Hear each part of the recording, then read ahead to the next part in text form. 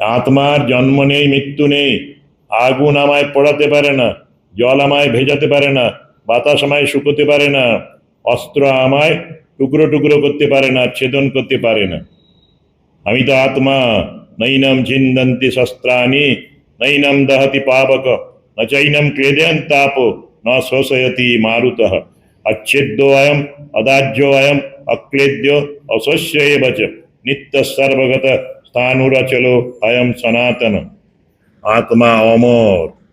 এই অমরত্বের বাণী পেয়েছিলেন গীতা পড়ে, স্বামীজির বাণী পড়ে আমাদের দেশের যোদ্ধারা। সেই প্রাচীন কালে, মানে স্বাধীনতার আগের যুবকবৃন্দ, যাদের বয়স ছিল 18, 20, 22, 23, এরা সব লড়াই করেছিলেন ব্রিটিশের বিরুদ্ধে।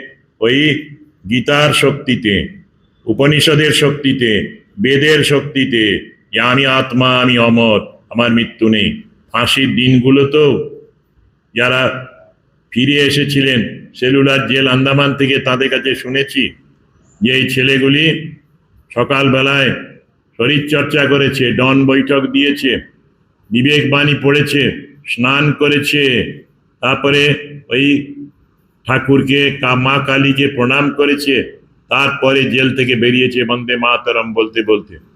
এতটুকু ভয় নেই, অকুত ভয়। যাওয়ার আগে অন্যদের বলে যাচ্ছে, দুর্গাদা বলে একজন আমাদের বলেছিলেন, প্রফুল্লদা, দুর্গাদা, আমরা তো ফাঁসির মঞ্চে চলে যাচ্ছি, আমরা দেশকে স্বাধীন করে যেতে পারলাম না, বাকি কাজটুকু আপনারা করবেন। এই আত্মজ্ঞান, ঈশ্বর জ্ঞান থাকলেই তখন মানুষ ওই নিজেকে অতিক্রম করে, নিজে আমি শরীর নই, আমি শরীরের মালিক, আমি আত্মা, আমার মৃত্যু নেই, এই চিন্তা করতে করতে আগুনেও ঝাঁপ দিতে পারে।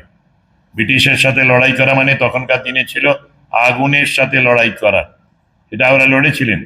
ক্ষুদিরাম ফাঁসির মঞ্চে গেলেন, প্রফুল্ল চাকি ওই একই বয়সে। প্রফুল্ল চাকি নিজেই নিজেকে হত্যা করলেন। বাঘা যতীন আর একটু বেশি বয়সেই বুড়িবালামের তীরে লড়াই করে মারা গিয়েছিলেন। এরা আবার সব ধর্মপ্রাণ ছিলেন। বাঘা যতীন স্বামী বিবেকানন্দের সাথে দেখা করতে এসেছিলেন বেলুর মঠে। স্বামীজি দরজা বন্ধ করে তাকে কিছু পরামর্শ দিয়েছিলেন। এখন চাই স্বাধীনতা, আগামী 50 বছর ভারত মাতৃকায় তোমাদের একমাত্র আরাধ্যা হন, অন্য দেবদেবীর পূজার প্রয়োজন নাই। স্বামী বিবেকানন্দের এই শক্তিদায়ী ভাবনা এই আমাদের যারা স্বাধীনতা সংগ্রামী তাদের অনুপ্রাণিত করেছিল। পরবর্তীকালেও বিবেকবাণীর স্বামীজির বই ছোট ছোট পেয়ে ব্রিটিশ পুলিশ চেষ্টা করেছিল এই স্বামী বিবেকানন্দকে অ্যারেস্ট করার। তখন বিবেকানন্দের দেহত্যাগ হয়ে গেছে। কোথায় স্বামীজি?